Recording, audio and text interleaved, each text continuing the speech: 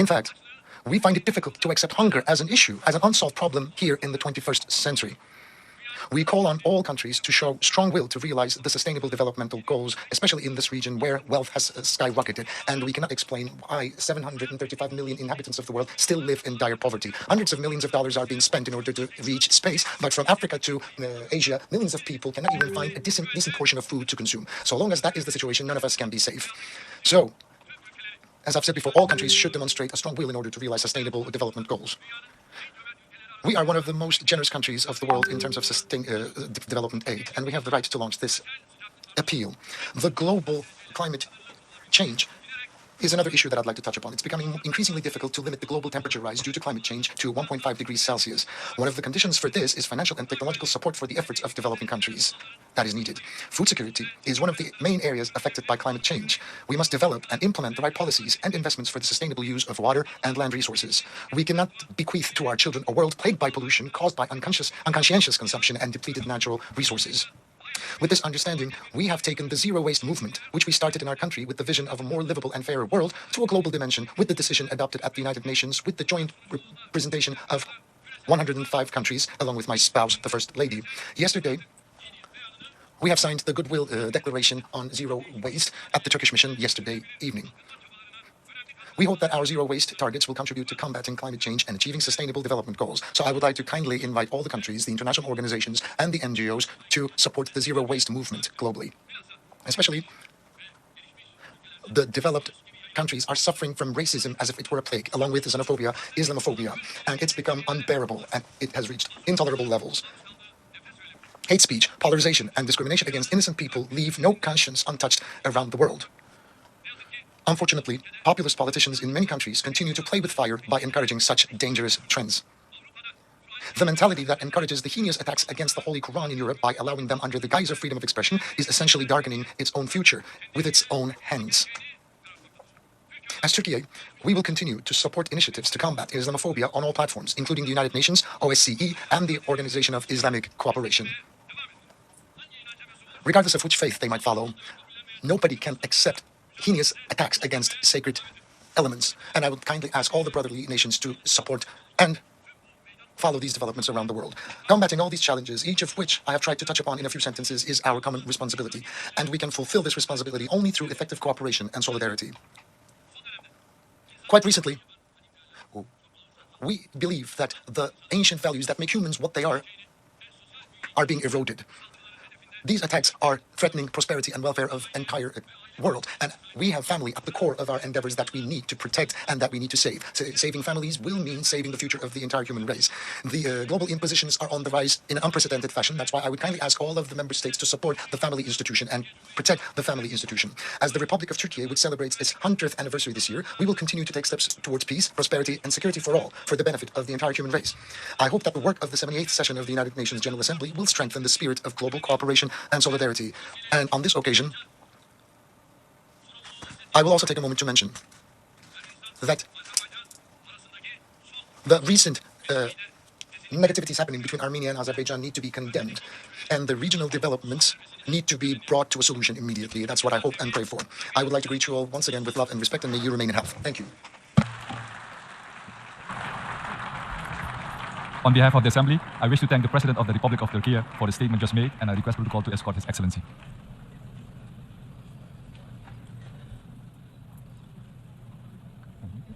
The Assembly will hear an address by His Excellency Marcelo Rebelo de Sousa, President of the Portuguese Republic. I request protocol to escort His Excellency. On behalf of the General Assembly, I have the honor to welcome His Excellency Marcelo Rebelo de Sousa, President of the Portuguese Republic, and to invite him to address the Assembly.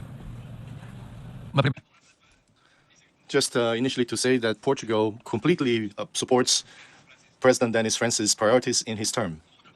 Another word to say to President Sabah Kurossi, whose term has ended. Mr. Secretary General Antonio Guterres, I applaud you on behalf of Portugal for your inexhaustible dedication to the values of the United Nations Charter, common agenda and the reform proposals for global governance, including financial governance, but also the priorities that we never abandoned on climate change, human rights, migrants, refugees, and gender equality.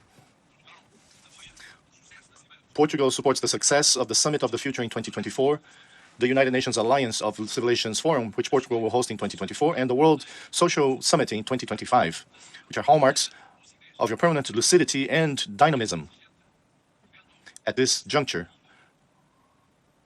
of the world to build peace and international cooperation. Your Excellencies, we heard the report from the Secretary General of the United Nations. We also heard Presidents Lula da Silva and Joe Biden.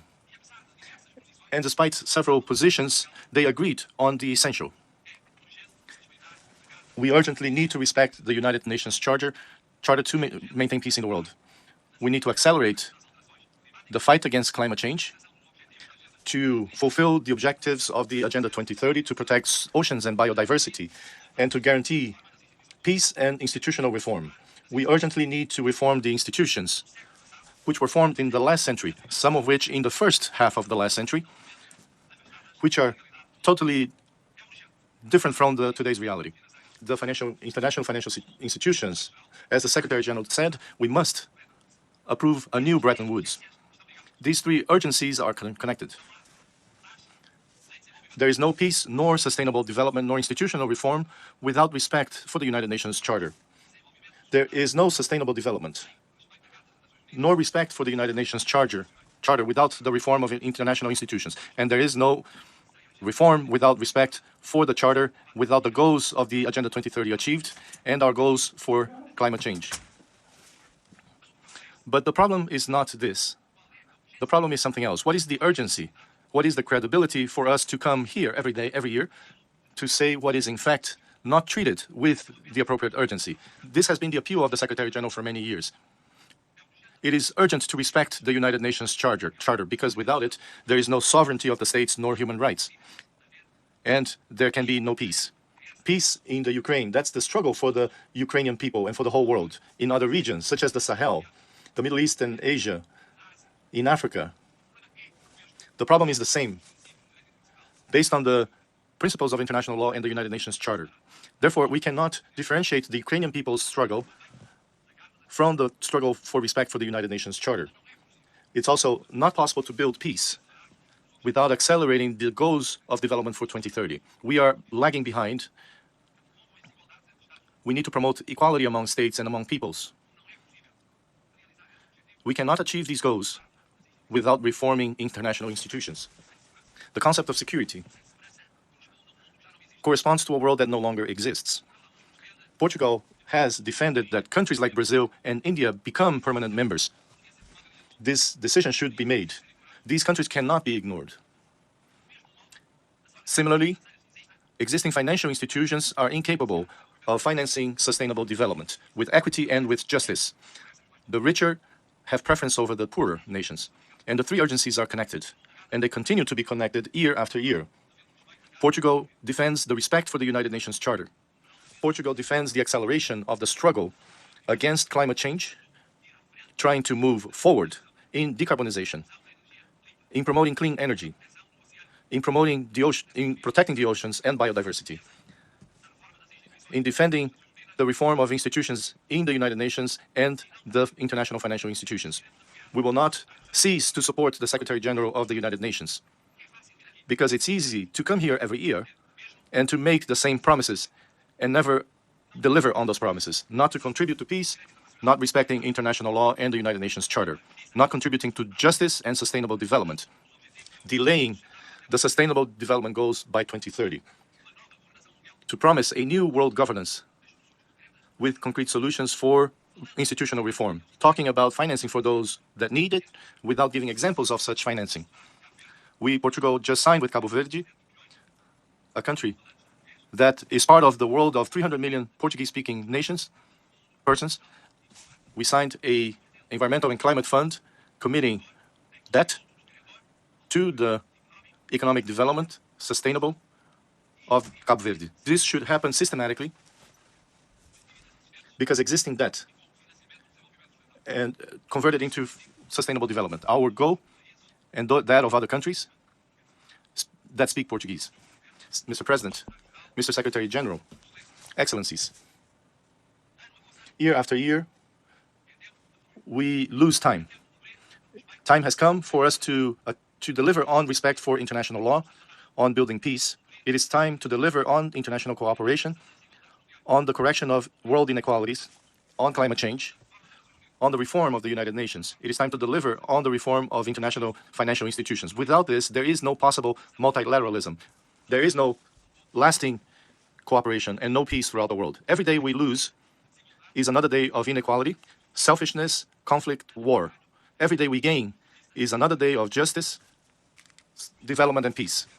I hope that 1 year from now we can meet again and that we can say there is more peace than war, there is more justice than injustice, there is more equality than inequality, there is more climate action than climate inaction, there is more reform of the United Nations, there is more reform of the financial institutions. If that is so, it will be worth our while. Otherwise, we will continue to hear all the same people, very influential, who promise things that do not deliver. We realize why nations, people believe less and less on the people who govern them. Thank you. On behalf of the Assembly, I wish to thank the President of the Portuguese Republic for the statement just made, and I request protocol to escort His Excellency. The Assembly will hear an address by His Highness Sheikh Tamim bin Hamad Al Thani, Amir of the State of Qatar. I request protocol to escort His Highness. On behalf of the General Assembly, I have the honor to welcome His Highness Sheikh Tamim bin Hamad Al Thani, Amir of the State of Qatar, and to invite him to address the Assembly. Bismillah. In the name of God, most gracious, most merciful, Your Excellency, the President of the General Assembly, Your Excellency, the Secretary General of the United Nations, honorable audience, may God's peace, mercy, and blessings be upon you.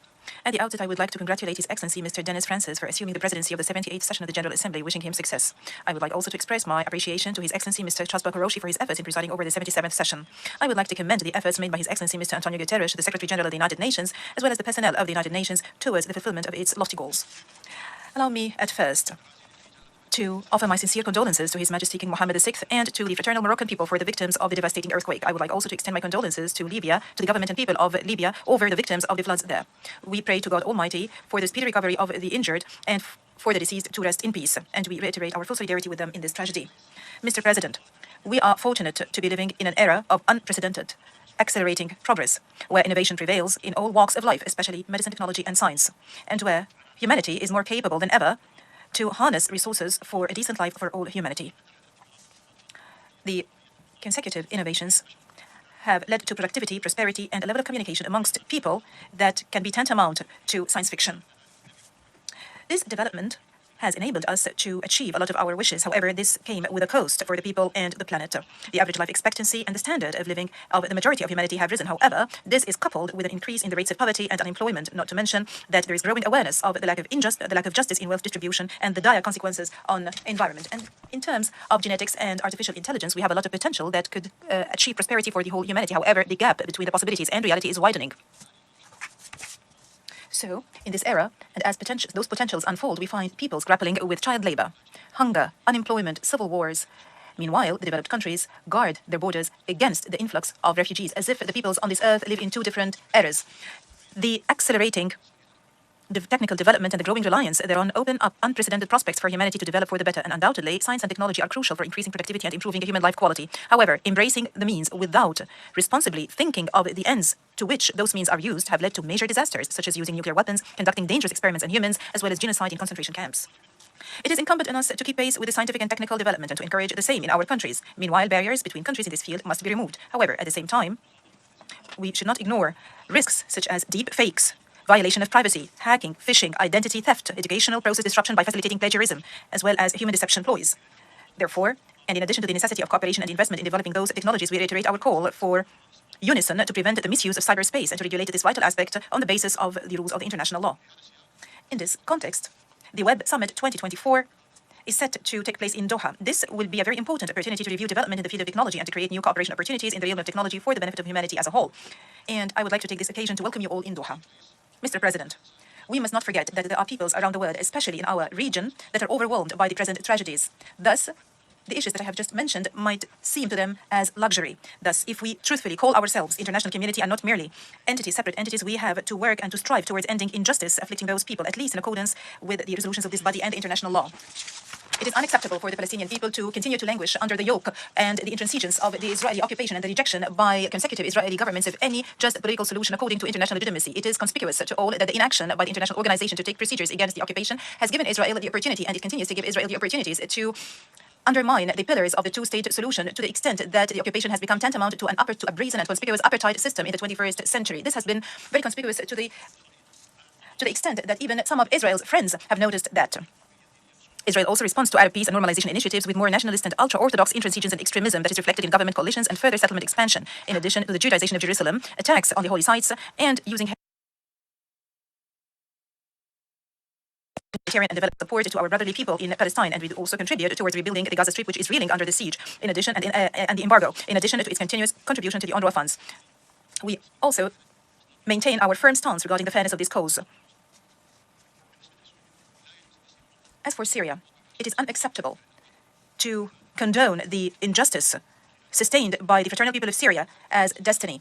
The crisis is awaiting a comprehensive settlement through a political process leading to a political transition in accordance with the Geneva Declaration 1 and the Security Council Resolution 2254, while maintaining Syria's integrity, sovereignty, and independence. It's regrettable to witness this year the outbreak of violence in the Sudan, which had dire effect and impact on the Sudanese people and which has exacerbated the crisis of refugees. We condemn all crimes perpetrated against civilians in the capital Khartoum and in Darfur, and we call for holding the perpetrators thereof accountable. Also, we call for putting an end to the violence and to resort to reason to spare civilians the consequences of fighting. And we do stress our support to all regional and international efforts to facilitate ceasefire and dialogue between all political powers in the Sudan for the future of the Sudan. And in fraternal Lebanon, where the specter of danger hangs over the state's institutions, we do stress the need for finding a sustainable solution to the political vacuum, introducing mechanisms that thwart its recurrence and forming a government capable of addressing the aspirations of the Lebanese people. It is regrettable for the suffering of this fraternal people to be prolonged just because of political and personal calculations. And in Yemen, we call for settling the crisis according to the National Dialogue, the Gulf Initiative, and the relevant Security Council resolutions. And when it comes to Libya, we do stress our unwavering support for the endeavors of the Special Representative of the Secretary General and the head of the United Nations Support Mission in Libya. We do support his efforts to achieve tangible results to resolve the Libyan crisis. It is clear that solution in all fraternal countries that I have mentioned lies in consensus on the rule of law, state and citizenship.